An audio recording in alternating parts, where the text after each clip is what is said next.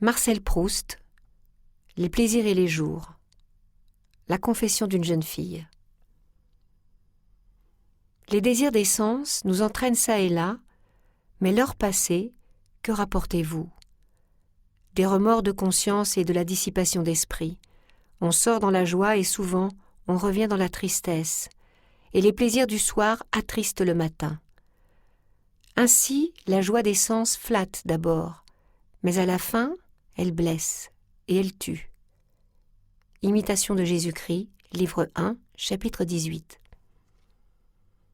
Parmi l'oubli qu'on cherche aux fausses allégresses, revient plus virginal à travers les ivresses le doux parfum mélancolique du lilas. Henri de Régnier. Enfin la délivrance approche. Certainement j'ai été maladroite, j'ai mal tiré, j'ai failli me manquer. Certainement, il aurait mieux valu mourir du premier coup. Mais enfin, on n'a pas pu extraire la balle et les accidents au cœur ont commencé. Cela ne peut plus être bien long. 8 jours pourtant. Cela peut encore durer 8 jours, pendant lesquels je ne pourrais faire autre chose que m'efforcer de ressaisir l'horrible enchaînement.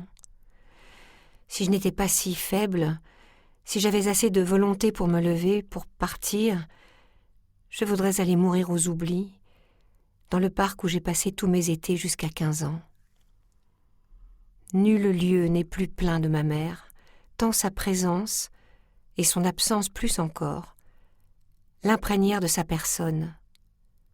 L'absence n'est-elle pas pour qui aime la plus certaine, la plus efficace, la plus vivace, la plus indestructible, la plus fidèle des présences? Ma mère m'amenait aux oublis à la fin d'avril, repartait au bout de 2 jours, passait 2 jours encore au milieu de mai, puis revenait me chercher dans la dernière semaine de juin. Ces venues si courtes étaient la chose la plus douce et la plus cruelle. Pendant ces 2 jours, elle me prodiguait des tendresses dont habituellement, pour m'endurcir et calmer ma sensibilité maladive, elle était très avare. Les 2 soirs qu'elle passait aux oublis, elle venait me dire bonsoir dans mon lit, ancienne habitude qu'elle avait perdue, parce que j'y trouvais trop de plaisir et trop de peine, parce que je ne m'endormais plus à force de la rappeler pour me dire bonsoir encore, n'osant plus à la fin, n'en ressentant que davantage le besoin passionné, inventant toujours de nouveaux prétextes, mon oreiller brûlant à retourner, mes pieds gelés qu'elle seule pouvait réchauffer dans ses mains. Tant de doux moments recevaient une douceur de plus de ce que j'en sentais que c'était cela où ma mère était véritablement elle-même, et que son habituelle froideur devait lui coûter beaucoup.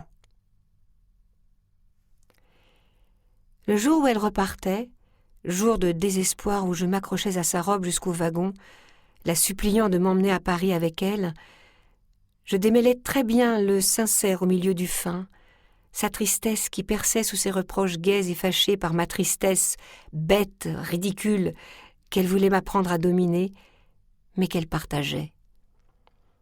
Je ressens encore mon émotion d'un de ces jours de départ, juste cette émotion intacte, pas altérée par le douloureux retour d'aujourd'hui, d'un de ces jours de départ où je fis la douce découverte de sa tendresse, si pareille et si supérieure à la mienne.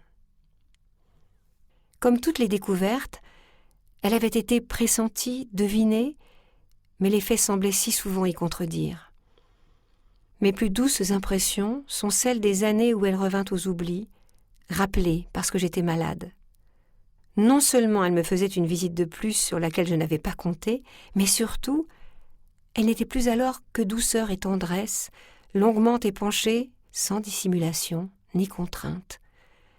Même dans ces temps-là, où elle n'était pas encore adoucie, attendrie par la pensée qu'un jour elle viendrait à me manquer, cette douceur, cette tendresse était tant pour moi que le charme des convalescences me fut toujours mortellement triste.